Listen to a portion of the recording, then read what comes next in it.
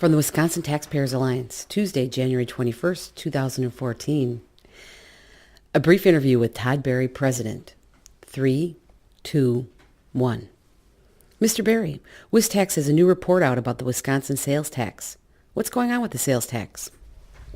Well, in the last year, and particularly in the last month or so, there's been some talk among a few legislators at the Capitol about a possible sales tax holiday. It would cover 2 days in August for school clothing related items and 2 days in November for appliances that were energy efficient.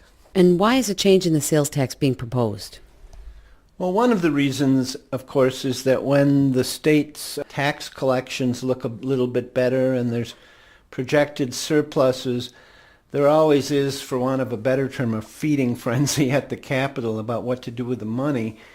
And at first blush, sales tax holidays can be appealing rhetorically. They talk about, school kids and energy efficiency and clothing and helping families with kids, and they suggest that it might give a little boost to the economy as well. What are the problems with the sales tax holidays?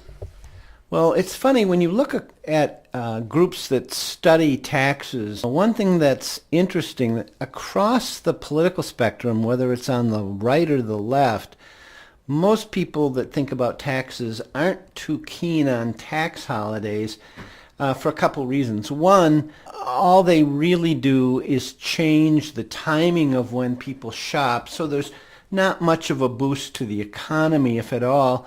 And in fact, it just reduces state revenue without any boost to the economy.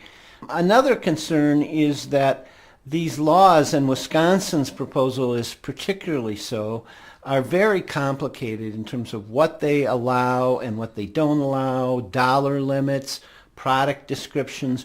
So it makes it very hard for retailers, particularly the smaller retailers, who either manually have to apply the holiday or have to reprogram their computers or cash registers. This isn't as much a problem for, say, a big box store with, hundreds of stores nationally and a huge computing staff, but it is for smaller businesses.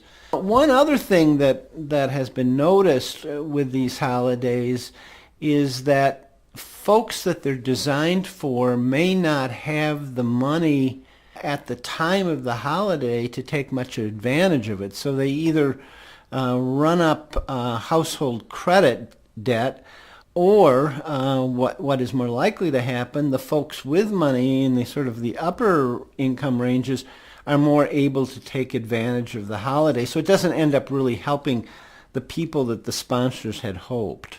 Are there alternatives to a holiday?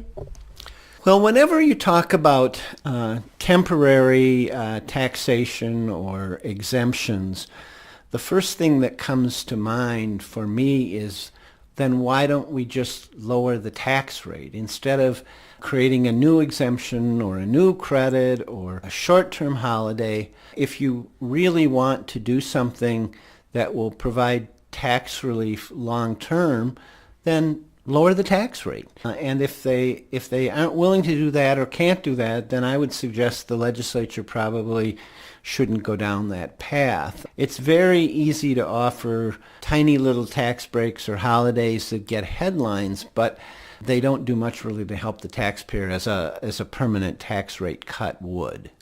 Thank you, Mr. Berry. That's Todd Berry, President of the nonprofit, nonpartisan Wisconsin Taxpayers Alliance. For more information, go to www.wistax.org.